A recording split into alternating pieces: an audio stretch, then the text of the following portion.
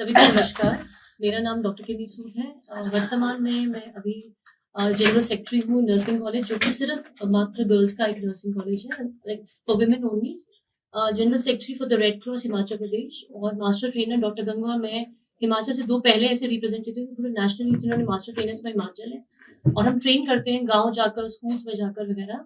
Past में मैं x counsellor रही हूँ वेनमोर वार्ड से, और साथ ही साथ वुमेन चाइल्ड वेलफेयर की मेंबर रह चुकी हूँ प्रदेश की।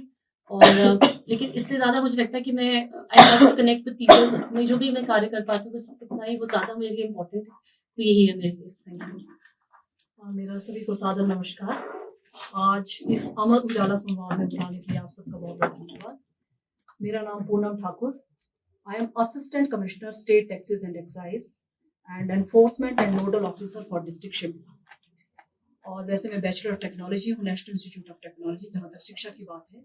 मेरे इस विभाग में काम करते हुए मुझे 27 वर्ष का जो कार्यकाल है मेरा पूरा हो गया है। अपने सरकारी जो मेरी जिम्मेवारी है उसके साथ साथ मैं बहुत सारे ऐसे विषयों के साथ जुड़ी हूँ जो कि सामाजिक हैं, और जो जहाँ पे ना केवल आपके स्टूडेंट्स हैं, जो कॉलेजेस के स्टूडेंट्स हैं और जो यूनिवर्सिटी के स्टूडेंट्स हैं, उनके लिए मैंने इनोवेटिव आउटरीच प्रोग्राम स्टार्ट किया है जीएसटी पे।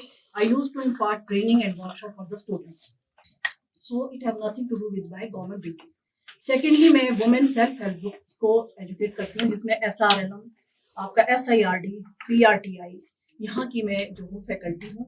हिपा में जाती हूँ। उसके अलावा आपकी ACSTI, STC, CCD, ढांसी धार मंडी, हिमाचल के जितने भी ये शैक्षणिक और ट्रेनिंग इंस्टीट्यूट्स हैं गवर्नमेंट के, I am a faculty there as a guest faculty में वहाँ पे, और जितने भी गवर्नमेंट डिपार्टमेंट्स हैं। उसके अलावा जहाँ तक विभाग के कार्य की बात है, I am the only officer जिसने 1 करोड़ के गोल्ड की डिडक्शन की है।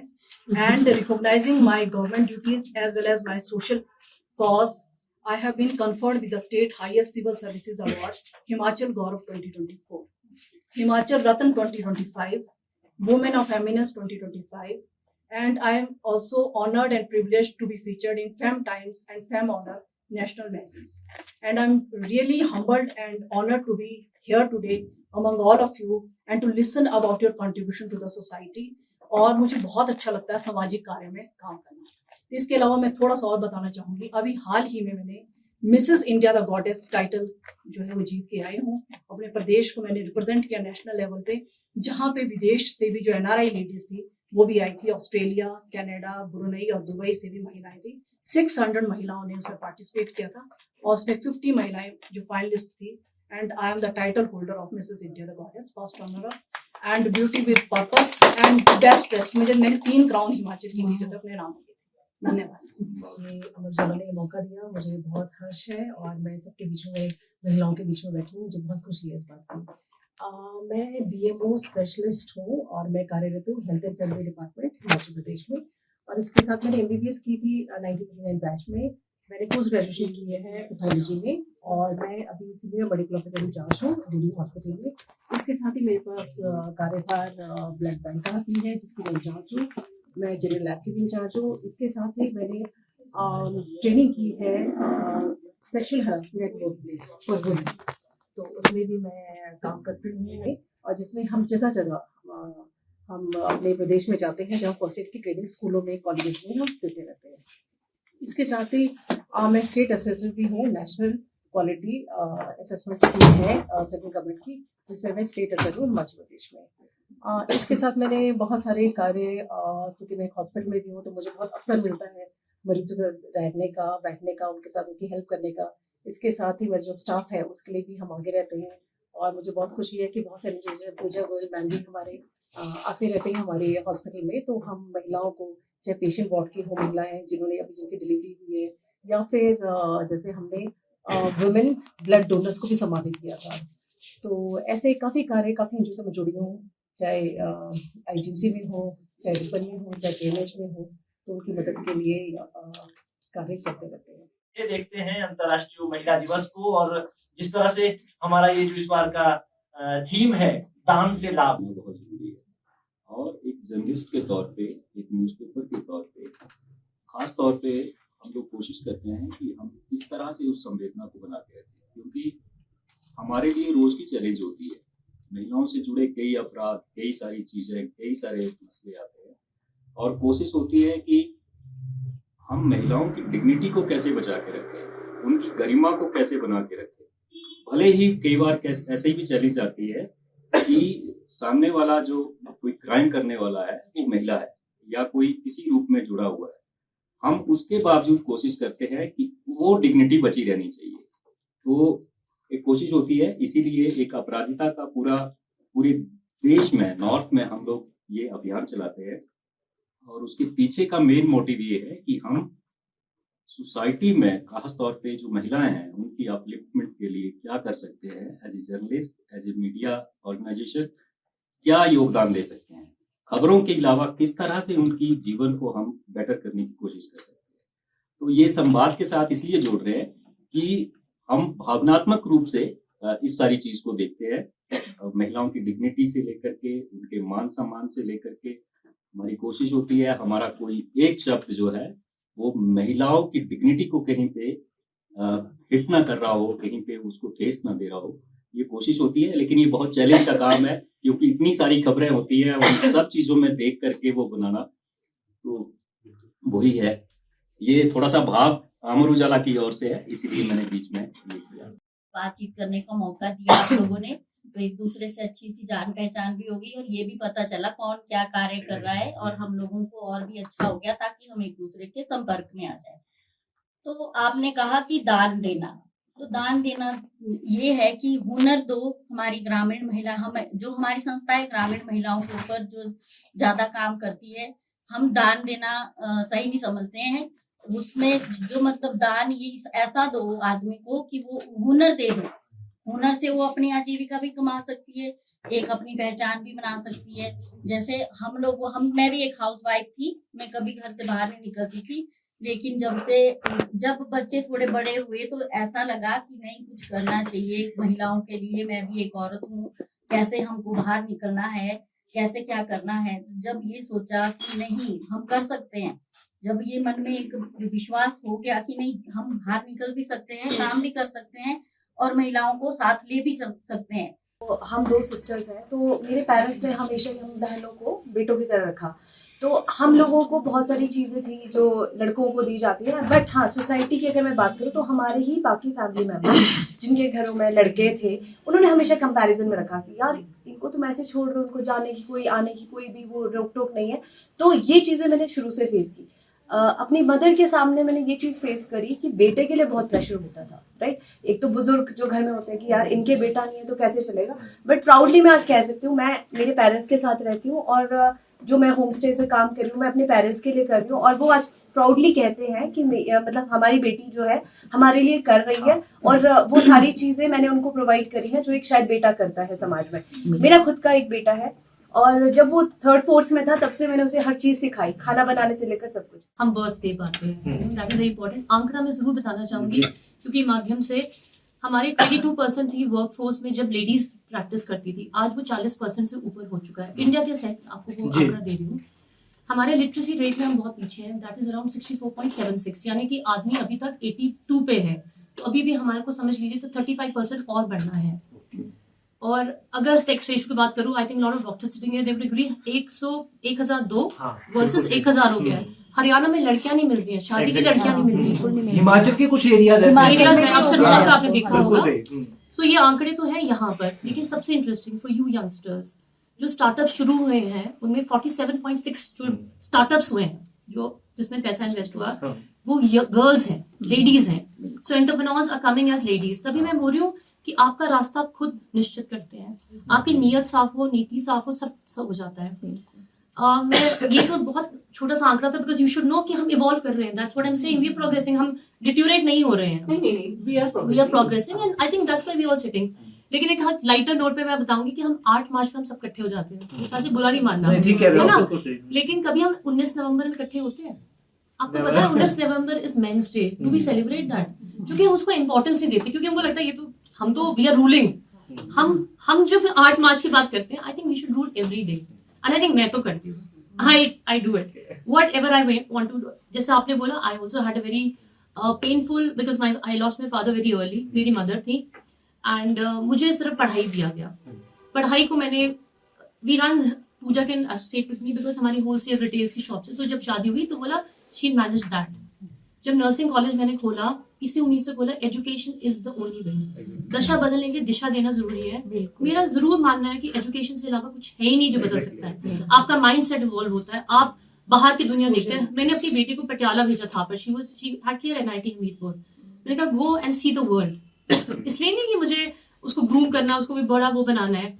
सिमिलरली जब मैं हस्तवा की बात करूँ, जो मेरे और मेरे हस्बैंड सब रन करते हैं, माउंटेन बाइकिंग बहुत छोटी सी सोच थी। हम बहुत द वॉक द टॉक करते हैं कि मैं भी गाड़ी में जाती हूँ, लेकिन हमने ग्रुप्स बनाए बच्चों के जो माउंटेन बाइकिंग करते हैं। वहां पे बात क्या आई, मेरी 2 बेटियां हैं, वो कैसे शॉर्ट्स पहन के करेंगी।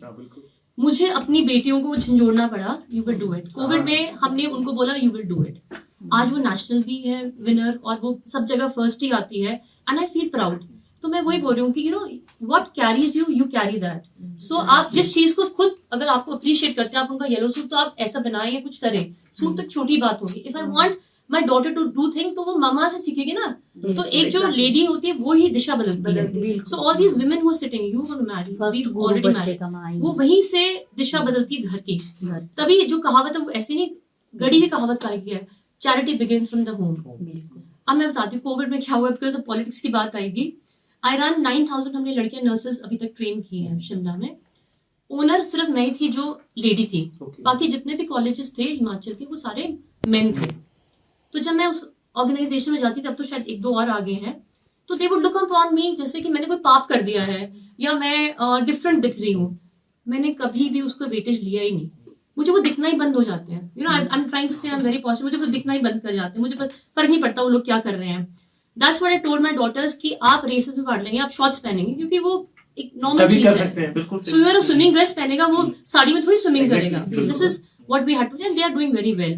आज हम सभी यहाँ पे डिस्कशन कर रहे हैं, आप सभी वेलफेयर कर रहे हैं, सोशल वर्क कर रहे हैं, वुमेन्स के लिए सोशल वर्क कर रहे हैं। लेकिन आज बात ये है कि वो सोशल वर्क और वो वेलफेयर करने की जरूरत क्या है, क्यों हमें ये करना पड़ रहा है। बचपन से लेके जवानी तक विमेन्स को ऐसी ट्रीटमेंट या ऐसी एजुकेशन, ऐसी फैसिलिटीज क्यों नहीं मिल रही है जो हम लोगों को स्टेप अप करना पड़ रहा है सोशल वेलफेयर के लिए। तो इसका एक जो प्रमुख कारण हम जो मानते हैं वो ये है जो सोशल टबूज है, जो पेट्रियार्कल सोच है, लड़कियां घर तक सीमित है। आज हम लोग देखेंगे हिमाचल प्रदेश यूनिवर्सिटी में 70% जो इनरोलमेंट है वो लड़कियों की है। लेकिन अगर हम बात करें स्टूडेंट पॉलिटिक्स की, जैसे मेरे साथी ने भी कहा, तो वो बहुत ही कम है। वो बहुत कम क्यों है? वो बहुत कम इसलिए क्योंकि जो सोशल टबू है कि पॉलिटिक्स गलत चीज है और लड़कियों को इसमें नहीं जाना चाहिए, वो हम और आप जैसे लोगों की है।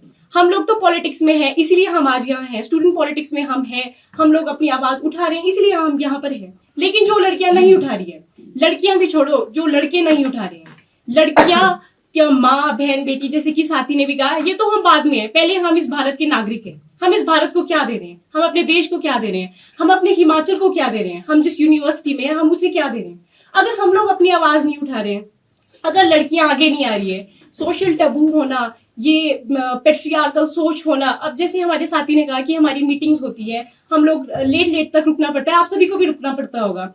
तो साथियों, इसका जो सबसे बड़ी जो हम दिक्कतें आज फेस कर रहे हैं एज अ स्टूडेंट, वो है बसेस की। अगर हम लोग 7 बजे के बाद यूनिवर्सिटी से फ्री होते हैं तो उसके बाद हमें बसेस नहीं मिलती है, हमें पैदल जाना पड़ता है। इसलिए हम बोल रहे हैं, आप सभी काफी सारी चीजें सिखाते हैं, तो मैं आप सभी को एक सजेशन दूंगी कि आप लोग लड़कियों को ड्राइविंग भी सिखाओ। आज की डेट में वो सबसे ज्यादा जरूरी है। पॉलिटिकल अवेयरनेस, पॉलिटिकली लोग जितने ज्यादा अवेयर होंगे, वो जितने ज्यादा पब्लिक स्पीकिंग करेंगे, जितने ज्यादा लोगों के बीच जाएंगे, उतना ज्यादा डर खत्म होता जाएगा। अगर आज की जनरेशन डर खत्म करने चलेगी, अगर आज की जनरेशन स्टेप अप करेगी, तभी जो हमारी आने वाली जनरेशन है वो बिल्कुल ओपन माइंडेड होगी और उसी से प्रोग्रेस होगी। स्पेशली आरकेएमवी कॉलेज जो हिमाचल प्रदेश का एकमात्र कन्या महाविद्यालय, उसके अंदर जो क्या दिक्कतें हम फेस करते हैं, हम कहीं ना कहीं कोशिश करते हैं कि जो लड़कियां हमारे कॉलेज के अंदर है उनकी पार्टिसिपेशन करवाए पॉलिटिक्स के अंदर, स्टूडेंट पॉलिटिक्स के अंदर। क्योंकि आजकल के समय में अगर हम देखें तो जो कहीं ना कहीं स्टूडेंट्स है, बहुत गर्ल्स के अंदर बहुत फियर है, अभी स्टेज फियर हो या आगे जाके कोई बात रखनी है तो उसको लेकर भी फियर होता है स्टूडेंट्स के अंदर। हम कोशिश करते हैं कि ज़्यादा से ज़्यादा पार्टिसिपेशन करवाएं लड़कियों की। अब दूसरी साइड जो दिक्कत हम फेस करते हैं, जो गर्ल्स पार्टिसिपेशन नहीं दे पाती कहीं ना कहीं, जो सोच हमारी सोसाइटी के अंदर, जो पेट्रियार्कल सोसाइटी के अंदर हम स्पेशली भारत के अंदर रह रहे हैं। अब स्टूडेंट पॉलिटिक्स के अंदर हमारी मीटिंग्स होती है, लेट नाइट तक 10-11 बजे तक मीटिंग्स होती है।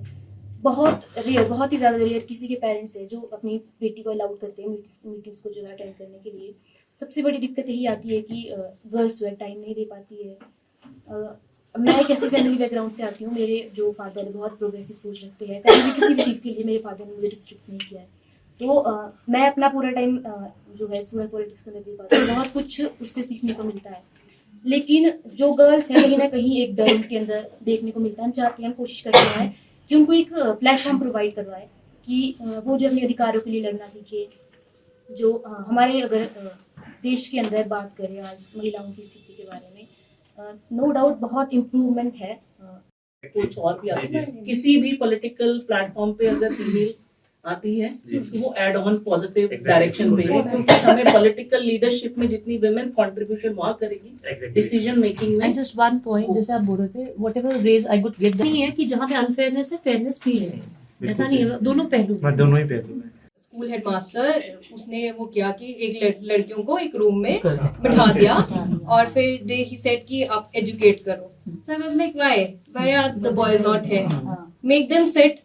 वो बैठेंगे साथ में, उनको भी पता it is a normal physiological process and it is a healthy process. If you are not getting it, that is something not healthy. If you are not getting it, if you are having irregular cycle, dysmenorrhea, that is not healthy. But if you are getting it, that is a healthy thing.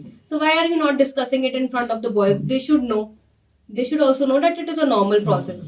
So I said कि हाँ उनको भी बिठाओ, थोड़ा सा उनसे भी बात कर सकते हैं, उनकी भी बहनें हैं, उनकी भी मदर्स हैं, they should also feel the pain कि क्या they females go through. Family तो मतलब मेरे को दोनों साइड से, क्योंकि मैं मैरिड हूँ, मेरा एक बेटा भी है 3 साल का। तो पहले तो मुझे जब मैं MBBS कर रही थी तो मैं अपने पेरेंट्स के साथ थी, तो उन्होंने मुझे बहुत सपोर्ट किया स्टडीज़ में। तो फिर उसके बाद मेरी शादी हुई, मेरा बेटा हुआ, तो मेरे इन लॉज ने मुझे सपोर्ट किया, तो मेरी सिलेक्शन हुई पोस्ट ग्रेजुएशन। तो ऐसे मतलब फैमिली वाइज तो बहुत सपोर्ट है, ऐसे कुछ मैंने कभी फेस नहीं किया। बस जो मैंने अभी वर्क प्लेस में यहाँ पे हम देखते हैं, मतलब हमारे तो ज़्यादा लेडीज़ के साथ ही ऑब्जर्व उनकी डिलीवरीज होती है, तो वहीं से इंटरेक्शन होता है पूरा दिन। तो हम जो जो डेली हम देखते हैं, मतलब अलग अलग बैकग्राउंड से आती है लेडीज़। मोस्टली मैं बस एक पॉइंट, ऐसे तो मल्टीपल इश्यूज़ हैं, पर एक जो मैं हाईलाइट करना चाहती हूँ इस प्लेटफॉर्म के थ्रू, कि जैसे लेडीज़ हैं, मतलब पहले वो बेटी होती है, मतलब वो जब चाइल्डहुड में होती है तो वो मेंसेस का वो पेन फील करती है। फिर जब उसकी शादी होती है तो वो बच्चे का मतलब जो डिलीवरी पेन फील करती है, मतलब कितना सीवियर पेन होता है वो। फिर बाद में जो फैमिली प्लानिंग वाला पॉइंट आता है, तब भी उसी से एक्सपेक्ट किया जाता है कि वो भी वही करे, कि मतलब अगर वो ऑपरेशन कराए तो वो भी वही कराए। तो मतलब में ऐसा माहौल अपने आप ही कुछ ऐसा मिल गया कि हम पढ़ाई में हमने बहुत ही अच्छा किया सबने। और लकीली पेरेंट्स ऐसे थे, मम्मी थी, पापा, उन्होंने बहुत सपोर्ट किया। मुझे लगता है बहुत ज़रूरी है लड़की को ये ना बोला जाए कि तू लड़की है, क्योंकि मेरे पेरेंट्स ने कभी ये नहीं कहा कि यू आर अ गर्ल। वो ये नहीं कहते थे कि तुम बर्तन धो बिकॉज लड़की है, शादी होनी है, कैसे एडजस्ट करेगी, क्या करेगी।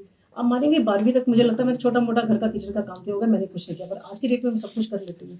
तो मुझे उन्होंने वो माहौल दिया। माहौल देना घर में बहुत ज़रूरी है कि ऐसा ना बोला जाए तू ये कर, तू ये नहीं कर सकती, बाहर मत जा। अच्छा, जैसे बच्चों ने रेस किया, सॉरी थोड़ा अलग जाती है, जैसे बच्चों ने रेस किया कि सेफ्टी बेटा is a very important issue. You can not put your self in an unsafe situation. रात को ट्राई टू टेल देम कि भाई मीटिंग है, हम गर्ल्स हैं, आप इतने बजे करो। नहीं तो मेक जैसे अपने 4-5 फ्रेंड्स साथ में हो या लड़के भी साथ में हो जिनके साथ आप सेफ हो। Safety is a major concern for girls, मतलब that you should also agree to ना। जैसे मेरी बेटी कई बार कहती है कि मम्मा आप क्या कहते हैं, मुझे लेट होता, मुझे फ़ोन करते हो कि अच्छा लेट हो गए। मैं उसको रोकती नहीं कि कहीं से जाना है, मैं कभी नहीं रोकती, but I always ask her कि how will you come back ना, how will you come back. She says कि मम्मा आप मुझे बोलते हो, अच्छा सेम आई से टू माय सन आल्सो कि बेटा how will you come back ना, कि कैसे आओगे। बिकॉज कि मैंने बेटी को ये कहा कि मैंने कहा बेटा आप अपने मेक योरसेल्फ सो स्ट्रॉन्ग। मेरा बेटा है, तगड़ा है, जिम जाता है, ये करता है। मैंने कहा वो थप्पड़ मारेगा तो कोई हाथ में टिक नहीं पाएगा। मैंने कहा इधर make yourself so physically strong that you can face any situation. क्योंकि मैं म्यूजिक से बिलोंग करती हूँ और एक एंटरटेनमेंट फील्ड है, साथ ही साथ में मैं टीचिंग लाइन में भी कोशिश कर रही हूँ इसमें। क्योंकि सबसे पहले तो मेरे पेरेंट्स बहुत सपोर्टिव है। बचपन से लेकर मेरे फादर एंड मदर दोनों को म्यूजिक का शौक था और हालांकि सपोर्ट भी बहुत करते हैं। जैसे ही वॉइस ऑफ शिमला विन किया था तो काफी ज्यादा स्टेजेस मिले थे, पर एक सोसाइटी का एक जो गांव वाले जो हमारे थे उनका एक प्रेशर बन गया था कि हाय कैसे कपड़े पहनती है ये स्टेज पे, ये स्टेज पे जाती है, गाती है। एंड एक लड़कियों का एक इस तरह का स्टेटस बन जाता है कि मतलब एंटरटेनमेंट फील्ड में कि हाँ वही चीज कि character wise I don't know ये कैसी होगी, एक क्वेश्चन आ जाता है। तो टचवुड मेरे पेरेंट्स बहुत बोल्ड हैं and so am I, and मुझे तो कोई फर्क नहीं पड़ता, पर मैं ये सोचती हूँ कि अगर कोई किसी का शौक होगा, कोई गांव से होगी लड़की, गाती भी बहुत अच्छा होगी, तो अगर मतलब उन्हें आगे निकलना होगा, बढ़ना होगा, तो वो अपने लिए क्या कर सकती है। तो म्यूजिक भी अब ऐसे एक सब्जेक्ट है जो सब्जेक्ट वाइज भी आपको अगर आप टीचिंग लाइन में भी जा रहे हैं तब वहां पे भी आपको ऐसे सोचा जाता है, okay political science and history are much greater subjects than music is not a subject, इस तरह से देखा जाता है। तो मैंने सोचा है कि मैं एक टीचिंग फील्ड से शुरुआत करूंगी एंड अपनी एंड पर इवन मेरे एक बड़े भैया है, हम सोलन में एक सुंदर म्यूजिक सम्मेलन करते हैं, वहां पे अभी छोटा सा स्टेज प्रोवाइड करते हैं classical and non classical musicians के लिए। जैसे जैसे थोड़ा थोड़ा हो पाएगा, उतना ज्यादा सोशली तो नहीं कर पाएंगे बिकॉज छोटी हो अभी, और धीरे धीरे चलेगी वैसे कोशिश, और म्यूजिक का सोसाइटी में एक अच्छा इम्पैक्ट क्रिएट करना। जुडिशरी में देखो कि कितना कम परसेंटेज है जुडिशरी में, फिर अब उसकी भी बात करेंगे तो वो भी जो सोशलाइज तो इसी पार्ट का ही हुई है ना। हम जेंडर सेंसिटिव बात करते हैं, जेंडर न्यूट्रल बात करते हैं, बट हम पढ़े तो उसी समाज में हैं। जब वहां पर भी फीमेल्स जाएंगी जैसे डोमेस्टिक वायलेंस, तो अब वो कैसे बताएगी सेक्सुअल अब्यूज। अगर जो प्रोटेक्शन ऑफिसर्स हैं वो हमारे में जैसे वुमेन एंड चाइल्ड में है, वो सुपरवाइजर्स रैंक के, तो उसमें मेल्स भी हैं, तो उनका जो कितना उनको जेंडर सेंसिटिव है, किस तरह से वुमेन एजुकेशन है, तो कैसे बात करेगी कि मेरे साथ सेक्सुअल अब्यूज हुआ था। तो सेक्सुअल अब्यूज हुआ था तो वो तो फैमिली का पार्ट है, वो हम नॉर्मल बोलते हैं कि that is the marital relationship, but relationship से भी अलग है जो वायलेंस इस तरह का। और फीमेल्स आज कुछ जितना भी मेरा स्टडी में था 33 to 40% फीमेल्स जो हैं वो इसीलिए घर छोड़ती थी कि वो सेक्सुअली अब्यूज है, क्योंकि वो उनकी यूरिन कर देंगे प्लेट्स पे खाते खाते, खुद खाना खाएं, अब जब खाने लगी तो यूरिन कर देंगे, उनको इस तरह से मारेंगे कपड़ा फाड़ के कि वो घर से बाहर ना जा पाए।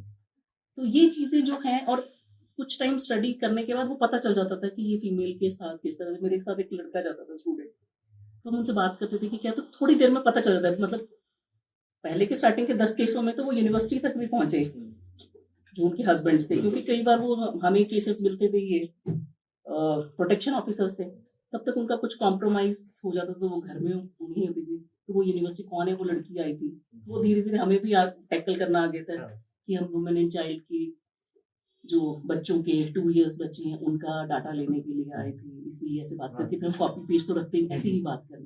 तो जो वायलेंस की फॉर्म है वो डिफरेंट टाइप्स की है। अब घर में भी मेरी 2 डॉटर्स हैं, वो मुझे क्वेश्चन करती है कि मामा आप ही झाड़ू क्यों मारे, पापा क्यों नहीं मारते।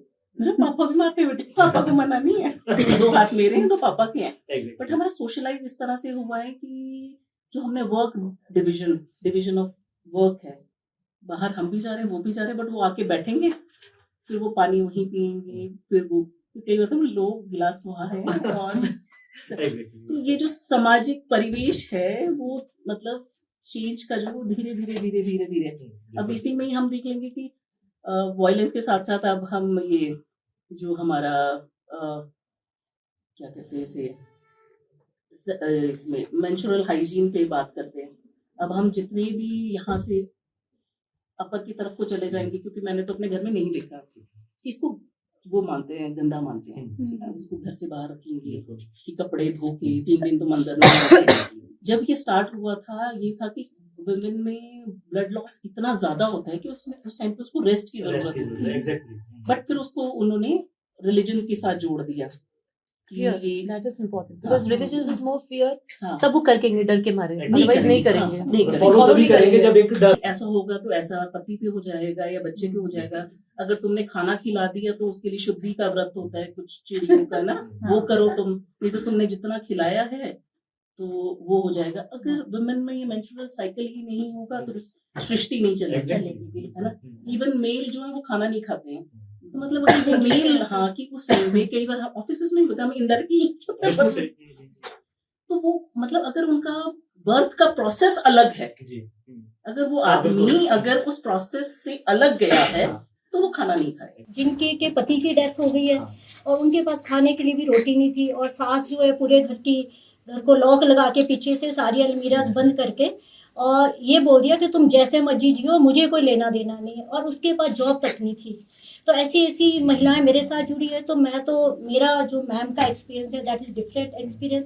मेरा खुद का एक्सपीरियंस अलग है, क्योंकि मैं खुद भी अकेली मदर हूँ। तो मैं 23 साल की थी तब से अकेली रह रही हूँ। तो मुझे पता है कि मैं पूरे शिमला में इलेक्ट्रॉनिक गुड्स शिमला में बेचती थी। उस ज़माने में कोई महिला नहीं बेचती थी, 1996-97 में।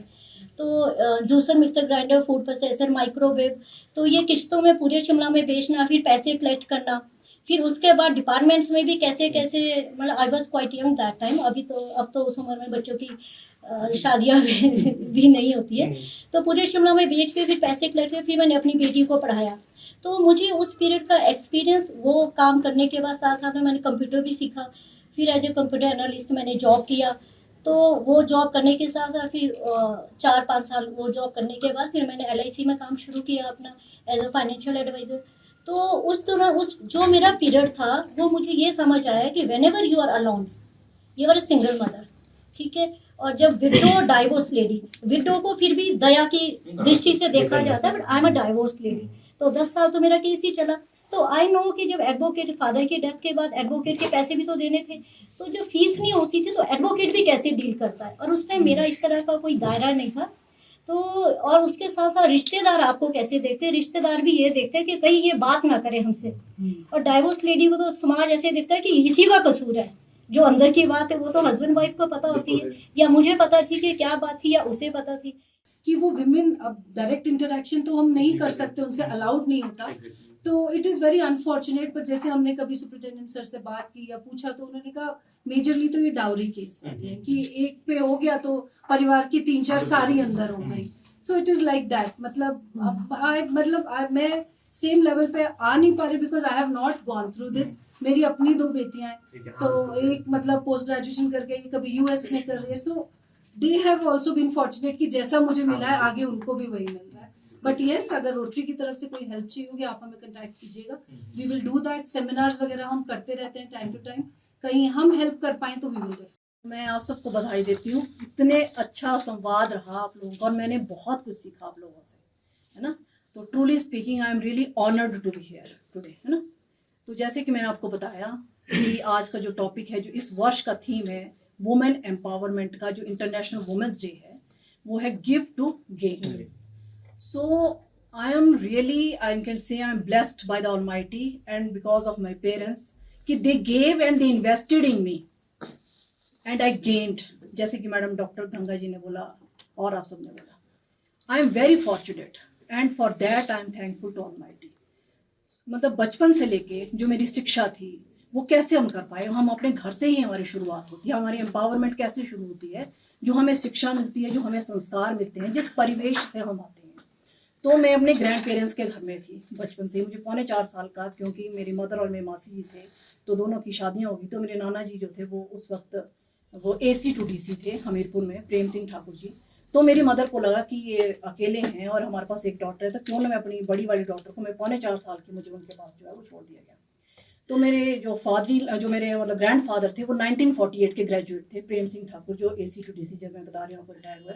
तो इन लोगों ने इतना इन्वेस्ट किया हमारी एजुकेशन में, दोनों ही बेटियों की। जैसे मैं और मेरी सिस्टर, पहले हम लोग थे, जो मेरा ब्रदर है वो लगभग कोई 14 साल छोटा है मेरे से।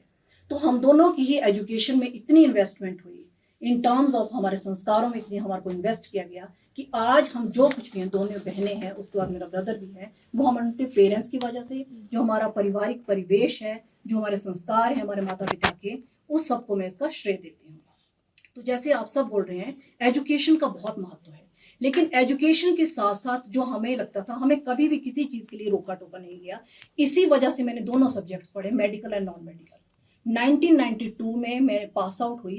मैं मेडिकल और नॉन मेडिकल दोनों की टॉपर थी। वो इसलिए थी क्योंकि मेरे पेरेंट्स ने मेरे पे विश्वास किया, और कॉलेज, डिग्री कॉलेज में वो जो प्रिंसिपल साहब थे उन्होंने भी, क्योंकि उस वक्त जो था आपके सेंट्रल स्कूल में जो केंद्रीय विद्यालय थे उसमें हमीरपुर में दोनों सब्जेक्ट्स नहीं थे, DAV स्कूल में थे। क्योंकि हमने 10th केंद्रीय विद्यालय से की थी तो वहाँ पे हमें जो था डिग्री कॉलेज से पढ़ाई करनी पड़ी। एंड दे जो प्रिंसिपल सर थे उन्होंने हमारी इस रिक्वेस्ट को हर्ष मान लिया कि आप दोनों सब्जेक्ट्स पढ़ सकते हैं। तो देन आई एंश्योर्ड कि मैं दोनों सब्जेक्ट्स में, मैंने पूरे कॉलेज में जो था वो टॉप किया। वो किस लिए किया? क्योंकि हमारी जो हमारे को विश्वास किया हमारे पेरेंट्स ने, जो हमारे टीचर्स थे कि ये जो है बच्चे कर सकते हैं। तो सिर्फ 2 लड़कियां थी। तो मैं आपको बताना चाहूँगी 1992 में भी सिर्फ 2 लड़कियां ही थी कॉलेज में जिन्होंने दोनों सब्जेक्ट्स पढ़े थे। It was not the male जो स्टूडेंट्स थे, फीमेल लड़कियां थी। जो मेरी फ्रेंड है इस वक्त डॉक्टर विनीता, वो आपके यहाँ IGMC में है, डॉक्टर साहब जानते हैं, डॉक्टर गंगा, और दूसरी मैं हूँ। तो ये कैसे था? Because they invested. तो गिव टू गेन, ये जो इंटरनेशनल वुमेन डे है कोई ये नई शुरुआत नहीं है। It has commenced since 1911। तो इट फॉस्टर्ड एंड देन इट, जो भी आज तक ये हो पाया। तो आज हम इस चीज़ को मना रहे हैं। हम क्या चीज़ मना रहे हैं? ये हम मना रहे हैं एक अपनी सोशल, इकोनॉमिकल, पॉलिटिकल जो भी हमारी अचीवमेंट्स है इन टर्म्स ऑफ एजुकेशन। मैं सबसे इस चीज़ से जो है मैं मतलब उसके साथ मैं जाऊंगी कि हमें ना केवल अपनी शिक्षा पे जोर देना है बल्कि अपने जो है हमारे संस्कारों पे भी जोर देना है। शिक्षा और संस्कार के साथ साथ गर्ल्स ने नहीं, बॉयज़ ने भी और हर एक ने इस चीज़ के ऊपर जो है हमारा जोर रहना चाहिए, हमारी जो है फोकस रहना चाहिए कि हमारी कंपेटिबिलिटी भी हो। आजकल जो इश्यूज आ रहे हैं, एम्पावरमेंट का मतलब ये नहीं है कि हम जो है कंपेटिबिलिटी ना रखें। जहाँ भी मैं इंटरेक्ट करती हूँ, चाहे वो आपके सेल्फ हेल्प ग्रुप्स हैं, चाहे आपका PHDCC फोरम है, जो PHDC फोरम है चंडीगढ़ का चैप्टर, उसकी मैं शी फोरम की मेंबर हूँ। तो मैं ना केवल एक जिला स्तर पे काम कर रही हूँ अपने यहाँ पे, मैं वुमेन एम्पावरमेंट सेल की चेयरपर्सन हूँ, ठीक है, अपने डिपार्टमेंट की। तो जैसे हर डिपार्टमेंट में एक वो जो होता है वुमेन हरासमेंट सेल है उसकी तो हुई, लेकिन एम्पावरमेंट सेल की हूँ। लेकिन उसके साथ साथ अपने राज्य स्तर पे भी काम कर रही हूँ as a master trainer of my own subject. But I am also working for the women empowerment and entrepreneurship.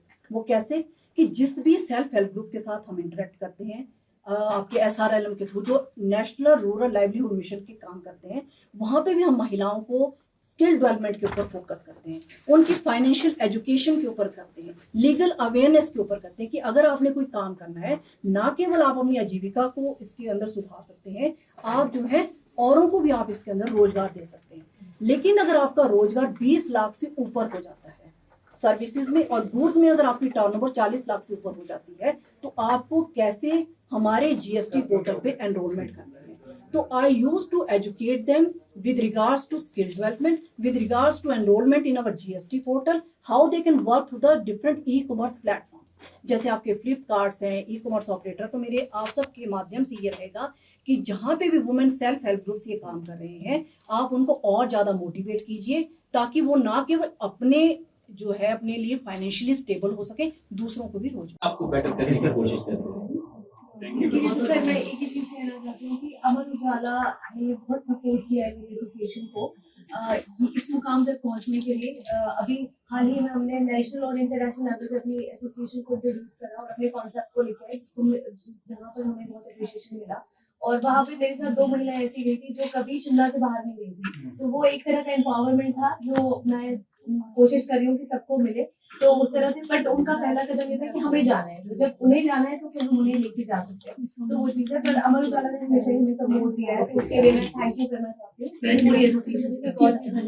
आपने बोला ही है तो मन में आ गया। मैं आपको इससे बता रही हूँ, हम बहुत पहले गई थी मैं यहाँ से, बहुत ही दूर है कसुम्पटी में एक इलाका, लेडी के फ्लूइड निकल रहा है, ब्रेस्ट से सब कुछ हो रहा था, she did not money. Awareness भी है और साथ में बहुत सारी चीजें। तो मुझे लगता है वो आउटरीच, इतनी सारी लेडीज हमारे पास आती है बिकॉज ऑफ रेड क्रॉस के माध्यम से। मुझे व्हाट्सएप चलाना नहीं आता, मुझे ये नहीं पता चलता कि मैंने अपनी बेटी की फोटो भेजनी है। मतलब these are very small things जो शायद नहीं मायने रखता है। हेल्थ की चीजें जब आप विमेन पे कर रहे हैं, जैसे आप इस बार करते हैं, कीप इट क्वार्टरली।